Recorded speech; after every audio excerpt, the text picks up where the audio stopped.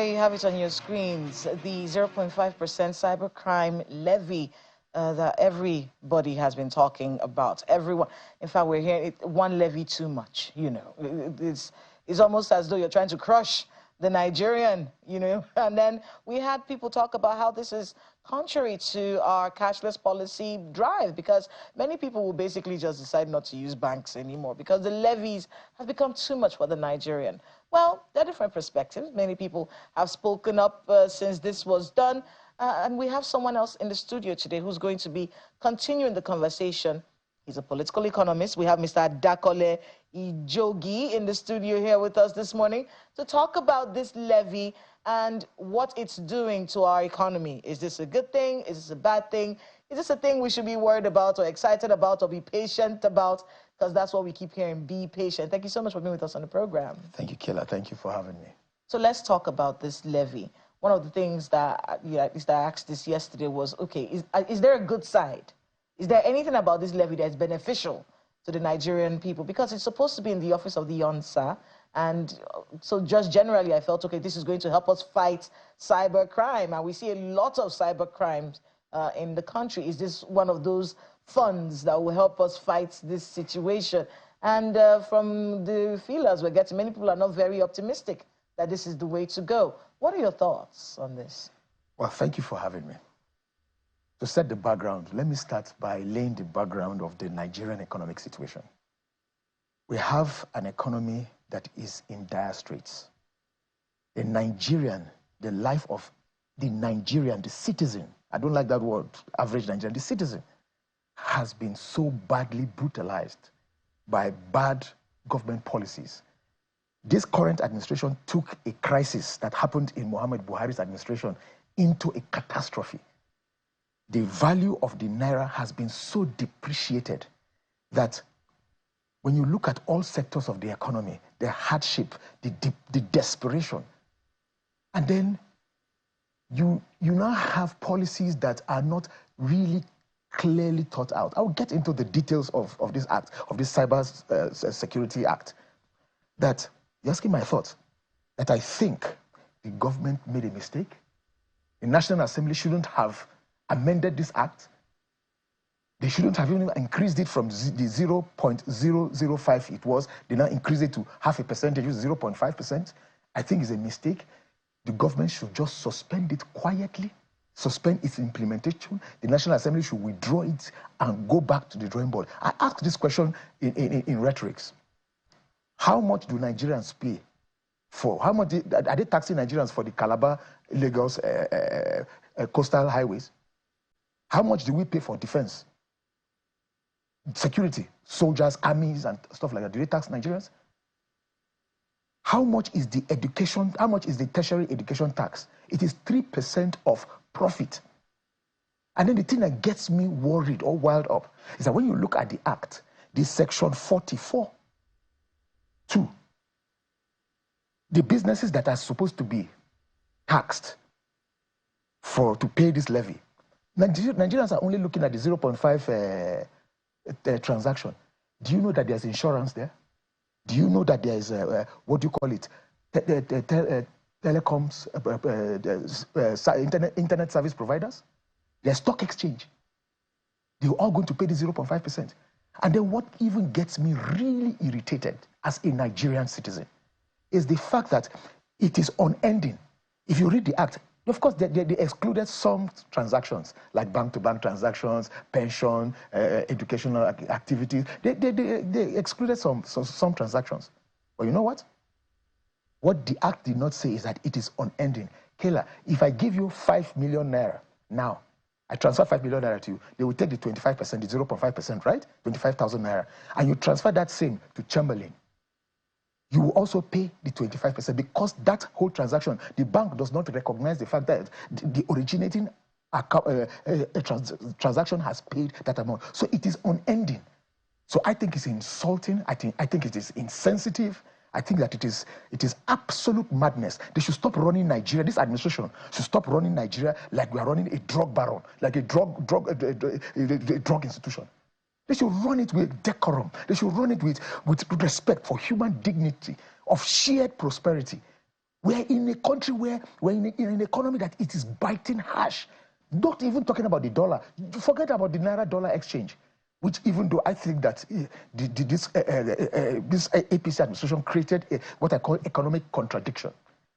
Nigeria has the largest economy in Africa, 478 billion US dollars, GDP size, according to the World Bank. Yet, the Nigerian Naira is not in the top 10 currencies in Africa. We are in dire straits. There is no need to, you cannot tax a dying economy. I mean, you can think of other ways, genuine ways of raising revenue for government. Have you thought about increasing the production of crude from its 1.5 million barrels a day to maybe 3 million barrels a day? Have you thought about that? This government should stop propaganda. They should stop all this unnecessary shadow dressing. We know that the economy is bad. I said Buhari administration took Nigeria into a crisis. Tinubu has now turned that crisis into a catastrophe. He keeps telling us that it's going to get better. We just have to be patient. How? You're not buying that. How is it going to get better when every policy after policy is faulty? It's just like, it's a knee-jerk. You don't think through what you're going to do. See, even when it comes to national security, the issue we had with our brothers in Niger, it is diplomacy before war. He was threatening war. Now we're back to diplomacy. And then look at the funny thing. Go and look at World Bank report of last month. Do you know the Nigerian economy grew 8.3%? Even with all the ECOWAS sanctions? That even a military junta is doing better than a democracy? I understand this APC government is shopping for legitimacy, but not on the cost of Nigerian lives. It is too much. Kela, I think that they should just slow down, think through. Ask yourself, Nigerians, ask this APC administration, where is your economic plan? I was going to go to the fact that, many people say, look, they met a problem and probably are not reacting as opposed to being proactive. Oh, this has happened, let's fix this, let's try this, let's try that. And that in itself comes with a plethora of issues. But let's go back, because you're an economist. I want to go back to what kind of economy are we running in Nigeria? Because growing up, what we heard was this was a mixed economy. Yep. Now, is that working for us? Because what we've seen with many other countries that have gone through dire straits is that they take a hard line and then they focus on it. A mixed economy, like many Nigerians would say, anywhere belle face, let's try this. So if it doesn't work, we try this. So there is a school of thought that is the origin of the problem. Do you share that view? No, I don't actually. And then I will speak as an economist that is pan-Africanist. I think that where we are right now as a nation, all this theorized or textbook economics would not work. I think that I'm 51 years old, and I've been in this practice for the past 20-something years. And I've realized that there is no clear-cut path. There's no established path to economic growth and progress. That it is a mixture of various things. But what is essential, what is pertinent, is the fact that policies must be thought out, clearly to address specific issues, whether it is in financial institutions, whether it is in agriculture, ICT. Take, for instance, do you know that in Nigeria now, the daily withdrawal limit for in ATM is 20,000? What can 20,000 do for you and your family? It's supposed to stop you from withdrawing cash. You're supposed to be able to make more transfers. Do you know how many ATM cards, ATM machines that we have? We are underserved. The infrastructure for electronic banking has not reached the stage where you will now limit all this. Okay, the people that even have that infrastructure, like in the UK, the limit is £300. In the US, it's $1,000. What are you doing? It seems like this government is just here to just mistreat Nigerians, strip us of our human dignity. I think it is not fair. You keep taking one bad policy after the other. So to answer your question, it's a cocktail, a potpourri of a lot of things that you just must think it out thoroughly, clearly and smartly and intelligently. There is no time for you to knee-jerk. No. You must plan it. You know, I had so much respect for Yemi Kadaso and Wale Edun, but right now I'm beginning to think differently because of the poor decisions that have been taken. Look at what Cardoso is doing in CBN, sacking people without CBN regulation, without following the civil service regulation. They are sacking retention staff. You follow the civil service. This is not Lagos Boys Club. This is Nigeria. That is a conversation for another day. What I'm saying is that you must have fiscal and monetary policies that complement each other. You cannot be restricting Nigeria. You see, and Kela, as an economist, let me tell you, the problem is on the demand side. It's not on the supply side. You say there's issue with the Nigerian economy. You say federal government will say release 10 million tons of grains in the foreign reserve. They should do this. They have been thinking about importing food. All those are distractionary conversations because the problem is not on the supply side. The problem is that the issue is that there is no food. It's not that there is no food. The issue is that we don't have money to buy the food. That's my 1,000 naira that used to buy me 1,000 naira used to buy me maybe half a kilo of beef. I remember just here before Buhari came in, half a kilo of beef here in Abuja was 800 naira. Do you know how much half a kilo is now? It's 4,500 naira. So, and my income has not increased. So the problem is the devaluation of the naira. So you pay attention to the devaluation of, to fixing the naira, to stopping the drift, and also to ensure that the naira adds in value. All this cosmetic thing about BDCs depleting our foreign reserve, they're all cosmetic. What do you see the naira doing? They say the naira is rebounding. They're only just depleting our foreign reserves. It's cosmetic. The naira, the natural value of the naira will still in the parallel market will still go up. So what I'm saying is, they should treat Nigeria with dignity, with humanity. They should stop running like a gangster enterprise. They should have a plan to say, this is what we're going to do. Because as an economist, I will tell you, Kayla, you cannot remove pump price of petrol, increase the pump price of petrol, float the naira. What's the other one that they did? At the same time, and not expect the naira to crash. You stagger it. You first, before you even increase the pump price of petrol, the NNPC told us that Nigeria consumes 80 million liters of PMS daily. You know that is false. You know that half of that is going to Cameroon, Chad, Togo, Benin Republic, and all those places. So you clean up that thing first. When you clean up that thing, you don't punish Nigerians for your failure to man our borders. So I think that this administration, I'm heartbroken. I'm heartbroken. I mean, I want to bring in my colleague in Lagos, but before we have him in, I was going to ask you, please, where are you buying this meat for 4,500? Because it's 5,500 in my neighborhood. Ayo. Okay. Oh. Ayo, talk to us.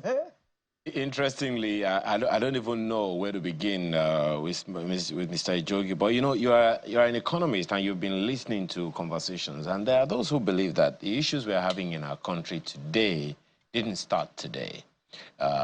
Usually, from what I have experienced over the past few months, it depends on who is speaking and from what perspective the person is looking at whatever the issue is. Okay, for instance, when we talk about, you know, the value of the naira, earlier in this year, I'm sure you are aware that the governor of the CBN was given some reasons as to why, explaining that the fact that foreign education expenses amounted to about $28 billion, medical treatment $11 billion, literally, and several other things like that, and those are part of the things that are responsible for the loss of the value of the naira on the one hand. On the other hand, there are those other issues around speculators who are speculating against the naira, which are being clamped down on by the EFCC and several other things like that. Of course, there is no justification for any hard life on Nigerians, but do you see any value in the issues that have been raised previously in the past few months by the CBN governor? My brother Aya, thank you for that question. I think that we economists, sometimes we delve into, and let me put it out there that the CBN governor is not an economist. He's not an economist. His background is not in economics. Let me put it out there that we economists, sometimes when we talk about the value of a currency, we delve into different theories and hypotheses. But to keep it simple so that Nigerians can understand what I'm talking about, it is about demand and supply. The value, the essential element to determine the value of a currency comes into demand and supply. That is why when we say fixing the Nigerian currency, we have to look at a whole set of indices and values so as to ensure that the Naira doesn't depreciate, but appreciate or even keep it stable over time. Now, my brother, I listened to the CBN governor when he was saying, talking about Nigerians schooling abroad and demanding dollars. That is not a bad thing. But must they get it from the government? It's a simple thing. Reduce the demand on the dollar on the government. Why must government give you dollars to come to take your children to go to school abroad? In this country, in Nigeria, here in Abuja and where you are, or in Lagos, some people pay their children's school fees in dollars. Why? When the constitution of the act establishing the Central Bank of Nigeria expressly says that the only currency that should be the value of exchange in Nigeria is the Nigerian Naira, the one issued by the Central Bank of Nigeria. And even besides, I think that if the government must even give dollars to people sending their wards to school abroad, then they should tax them. Then you use the money that you tax them to fund education in Nigeria. It should be incentivized. It's not rocket science. It's just for you to just sit down and think through it. Why? Why should you be sending your child to school abroad and then Nigerians have to suffer for it? So essentially, well, Mr. Jogi, so. that makes a world of sense, what you have just said now. And so looking at what you have said now, in a way, agreeing with the CBN governor, saying, look, we shouldn't be the ones funding the dollar account of many of these people. So how then do you think government can come in at a time when, in the first place, how does the dollar get into the Naira, if not into the country, if not through official quarters, when we want to eliminate money laundering and all of that? So in what way, how can government curb that? It is a world where people are at liberty to do whatever they want to do, fundamental human rights and all. We can't force anyone to make sure that their children go to school in Nigeria unless we develop that part. But then how will government be able to do that? I'm not speaking for anyone. I'm just trying for people to understand where all of your argument is coming from. If some of these issues are as a result of the activities of certain individuals, what can government do to ensure that these things that you are complaining about, as many people are complaining about it, will totally end and doesn't happen again? Well, Ayo, let me expand this conversation a little bit. What I have learned from this administration is that they keep making excuses and keep pointing us to the wrong direction. Remember, before now they said it was Binance, cryptocurrency. Now they are talking about Nigerian schooling abroad, putting pressure on the dollar and all that. Those are all excuses. Those are all excuses. Do you know that diaspora inflows into Nigeria alone is almost matches the inflows that we get from sale of crude? We're getting these dollars. And all these things, they are not carried in Ghana must go, my dear brother. It is all electronic transfers and LCs and all of that. So you can track it. You can track it. What I'm saying here in essence is that when you are talking about the value of the currency, we should forget about this unnecessary dollarization of the Nigerian economy. We are too much obsessed with the dollars. I think, in all honesty, that when we look at the fundamentals of the economy, and then you ask what are the fundamentals of the economy, you must fix the fundamentals of the economy. I said this to you, that this administration has created an economic contradiction. Nigeria has the largest economy in Africa, GDP size, as in $478 billion US, according to the World Bank. Yet the Naira is not in the top 10 currency in Africa. Is that not an economic contradiction? Just get people to demand the Naira. Make policies. Why is Dangote refinery importing its crude from abroad? Why is Nigerian NNPC not supplying Dangote with crude sold in Naira? Well, it goes back to the same issues, Mr. Jogi. Yeah, it goes back to the same issues that you spoke to as well. For instance, information has it that the depletion of the value of the naira has gone on for very long, almost 100%, if not more, over the, I mean, since 1978, according to some information that is out there. So with the issues we are having today didn't start today. I'm sure you will agree with that. Now, what do we do going forward? So that in another 40 years, 30, even 10, 15 years from now, we're not talking about this same thing. This democracy is about 25 years old now, right? Now, 25 years from now, are we still going to be talking about this same thing, Mr. Ijogi? So let's look away from whatever administration. I try to be as blind to any administration as possible because government is a continuum. In another 25 years, what should we be talking about? And what path are we going to take to get there? Well, thank you for that question. You know, the crisis of the Nigerian Naira actually started with the Babangida administration with the implementation of SAP in 1986. That's where the crisis started, the devaluation of the Naira. But let's leave that. Let's talk solutions. As an economist and a political economist or the economist that is in politics, I will tell you this, that we must first start by fixing our country.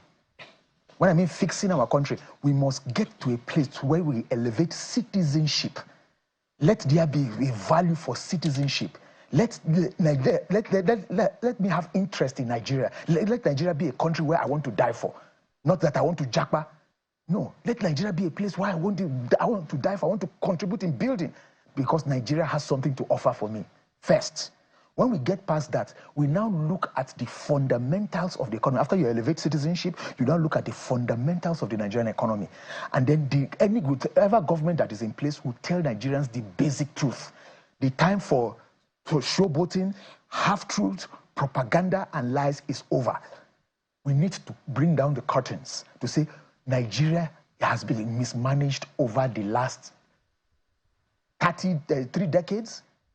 It is now time for us to fix Nigeria. We have to roll up our sleeves and take sector by sector. We have to start, for me, food production and agriculture. This is not big grammar and all that. Let us first know how to feed ourselves.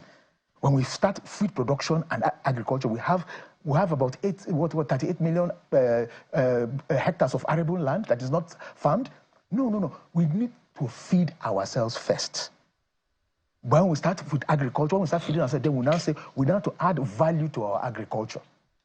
This madness about oil production, about oil, which the economists call the Dutch disease, we must move away from it and learn that Nigeria can only be fixed by Nigerians.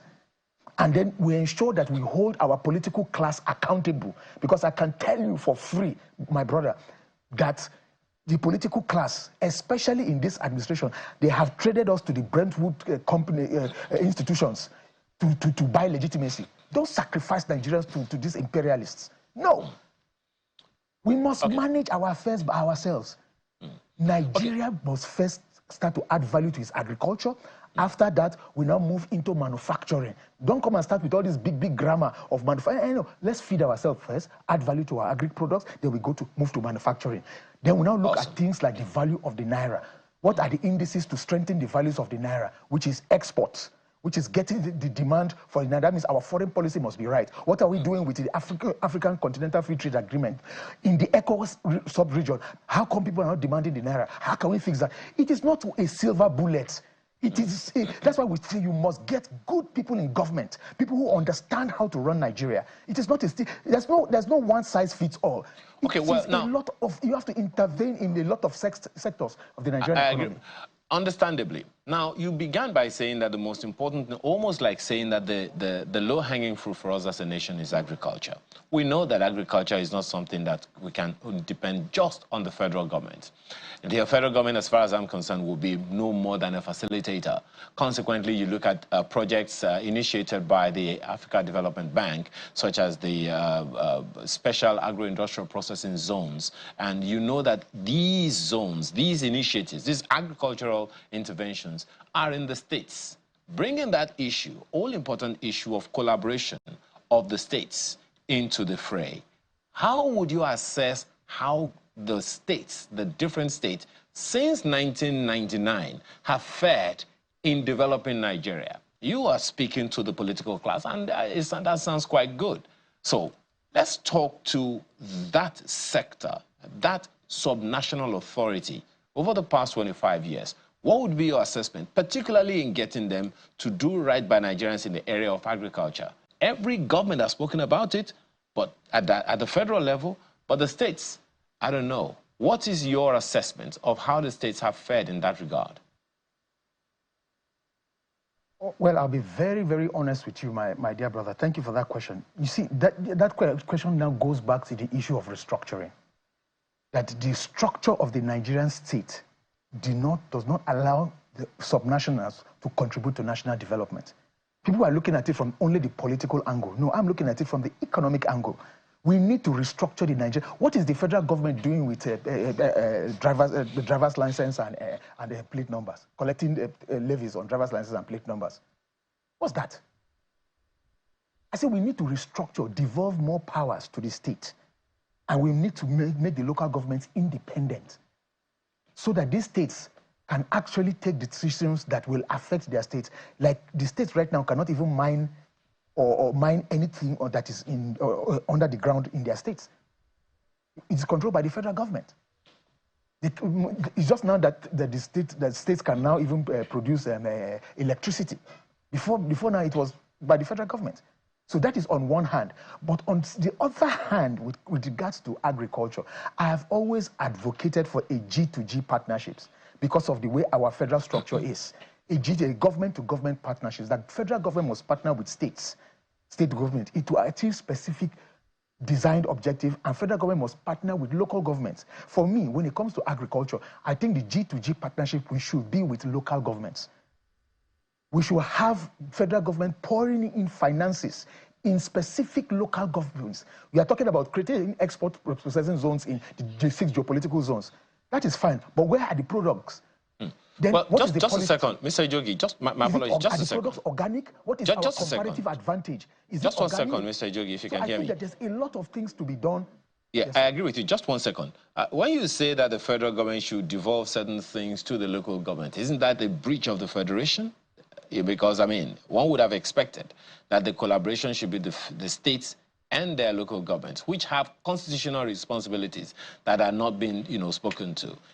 How does that play? I know that, we're supposed to be talking about the 0.5 cybersecurity levy, but, all of these things, because if one state is talking to another state, you're going to have to make some transfers, which will affect prices. So that conversation, I don't know if, how you intend to, how you think that will work? Federal government speaking directly to the local governments. Based on the political history, political literature of the past, most of these state governors are irresponsible. We have not been able to free the local governments from the grip of the states. So I think that the federal government, who is the big brother, should do the needful and pass certain policies, certain executive orders that will allow them to deal with the states. Look at Niger State, for instance. Governor Bago of Niger State is doing excellently well because he understands that we have gone past the part where you say you stimulate the economy. You now have to intervene. Governor Bago is intervening in agriculture in Niger State. He has provided tractors. He has cleared over 1 million hectares of land. He's going to provide seedlings. He has organized farmers into cooperatives and societies, small groups. He's going to give them seedlings and fertilizer. Look, that is how to grow an economy. It's not the time for people to sit down in offices where you have ACs and making policies. No, you have to roll up your sleeves and get down to the brass tacks. This is not the time to stimulate. No, it is time to intervene because Nigeria is in dire straits. I mean, that intervention is one that a lot of people have been calling for, listening to almost everybody talking about this cybersecurity levy. But I want to be able to give you a perspective from NACIMA. And the reason why I'm bringing this up is because they're actually looking at the cybersecurity infrastructure of the country. Yes, the levy is much, there's an outcry about it, but is there an actual issue with our cybersecurity infrastructure that should be handled? Let me just give you what the president of NACIMA said on this matter. His name is Dele Oye. He says, while NACIMA recognizes the importance of bolstering our national cybersecurity infrastructure, the blanket imposition of this levy without a limit raises significant issues that warrant a thorough review and reconsideration by the authorities. Then he now goes on, and this is the part where I want you to come in. He said, firstly, the security and defense sectors are already substantial recipients of the national budget. They are responsible for tackling a hybrid of security challenges like terrorism, banditry, and other internal conflicts in Nigeria. However, cybersecurity is firstly a transnational issue which requires cooperation between international security agencies and requires highly skilled and experienced human resources. For this reason, we believe the burden should be shared across the current security and defense budgets. What do you make of that assertion? But He's basically saying, don't levy Nigerians. You have the bulk of the budget. Take from there and do cyber security. But that's how I started my program today. I said, how much do we pay for defense? I even added the Lagos-Calabar coastal line. We wouldn't have a budget that we get from different revenue streams. So why do you need to tax Nigerians for this particular item? I said so. I said it is too extortionist. I think it is done in bad faith. It should be suspended. The National Assembly should withdraw that act, and then they should rethink it. It is unfair to Nigerians. What's the worst case scenario? What if they don't? What if all of these calls and complaints? You know, we're talking about cyber security here. We're looking at our national security. No, we cannot negotiate. We engage them into a conversation. It's a simple thing. We engage them into a conversation. That is simple. What is it that you are looking at? What is your objective? To protect Nigerians from cyber attacks, from stuff like that, from, hackers and stuff like that, to attack critical digital infrastructure. Maybe that is the objective. Must Nigerians pay for it with 0.5% of transfers? No, I don't think so. I strongly object to it. And then you now domicile it in the office of the National Security Advisor's office? No, please. Something that the National Assembly cannot vet, they cannot budget, they cannot probe? No, please. No. And we must resist it. We are going to resist it. It's our country. Who is the government? Resist it? It's a simple thing. We have a conversation with them. And we hope that they will see reasons. I mean, TUC is already objecting it. Labour will soon come up. The different political parties are speaking up. It is unfair to Nigerians. Honestly, it's unfair. It is inhuman. It is too much.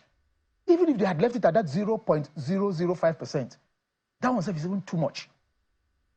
So I think that they should have a rethink. This is not the time to stir up murky waters, especially as Nigerians are hungry, desolate, and in desperation. This is the time that they just need to bring a democracy that cares about the feelings of the people. The democracy that has shared prosperity in its core. A democracy that the policies, yet it is biting now, but we can see where we are going to. This is not the time for harsh policies that you didn't think through. Like I was telling you, that it is an infinite deduction of transaction. There's no limit. So it is fraudulent. It is fraudulent. We can challenge them in court. There's so many things that we can do. This policy is not going to stand. Trust me. I mean, a lot of people share your views right now. Could you talk to them? Talk to the government about what solutions there are. I saw you talking about a few of those solutions with Ayo earlier. Are there actually... So let's assume that they're trying to do something right? But it's something that is going to be very burdensome on the Nigerian people, and of course, hence the kickback. What should they be doing differently right now? If they really do want to fight this cybersecurity problem, or we're trying to, how can they do it without putting this burden on the Nigerian people? So we'll now go back to revenues. Yes, dwindling revenues. Of course, I understand that. The government must now start to think of ways of increasing revenues that are accruing to government, not transferring the burden to the already tired and weak Nigerians that have been starved, that have been deprived, that have been oppressed. No. Like I said, we have never, in the last 10 years, we have never met our 2 million barrels per day quota. Why don't we increase it to 3 million barrels? Don't we give us extra income? Are there immediate? Because this solution you just gave is long term. No, it's not. Is it immediate? Is it something that we can immediate. get? Increase it to 3, 1. Number 2, this in the oil sector, there's something that's called non-OPEC quota, which is how they steal Nigerian crude. Clean up that whole process, and you still get more revenues to government. There are different ways to do it.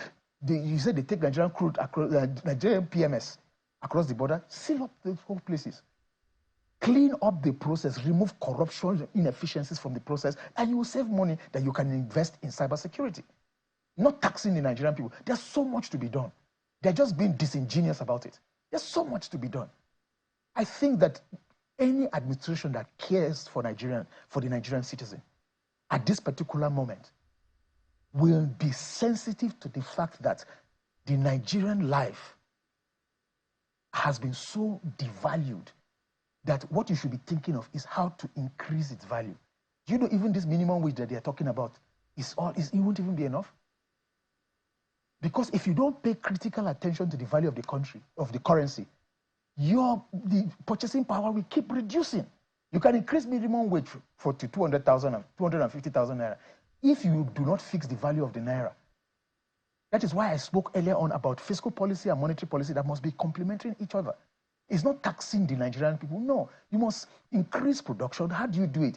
You must create ingenious way, like I was telling Ayo, G2G partnerships, government-to-government partnerships, that this is not the time for you to start saying you stimulate by making policies. No, government has to intervene. And I gave an example like what Governor Bago is doing in Niger State.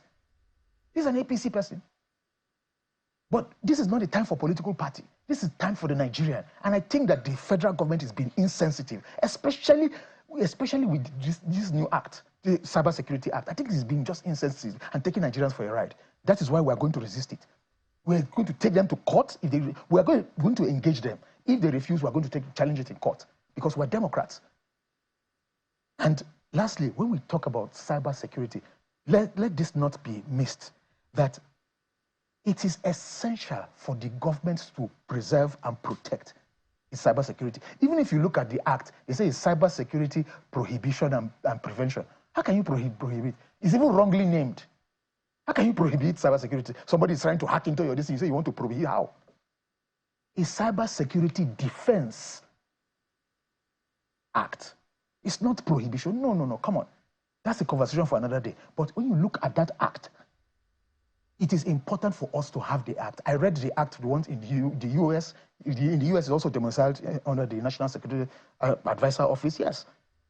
But its funding is not from the taxation of the American citizens. We must build the infrastructure, yes, because the world is going into a digital platform. But you cannot say a 0.5, half a percentage of all transfers, and that is on the banking sector. You now have that one in stock market, you have the one in insurance, you have the one in internet service provider. So if I buy data, Kayla, if I buy data, I will pay 0.5% to NSS office, and at the same time, you are encouraging us to migrate to the digital economy, to a cashless society, and at the same time, you are saying that I cannot withdraw more than 20,000 naira. And we don't have the infrastructure. You can see when you want to do transfers sometimes on your app, the network is down. When you go to the ATM, it's not paying. Look, please. And then you compare that to like I said, you compare that to the UK, which they have all that infrastructure. It's £300 per day. Well, cash withdrawals. In the US, $1,000. Well, we do have to wrap it up there. And I know you're very pained, as are many Nigerians right now. But I want to thank you so much, Mr. Dakole, for being with us on Sunrise Daily, and good luck with all the work you have ahead of you. Thank you. Thank you for having me.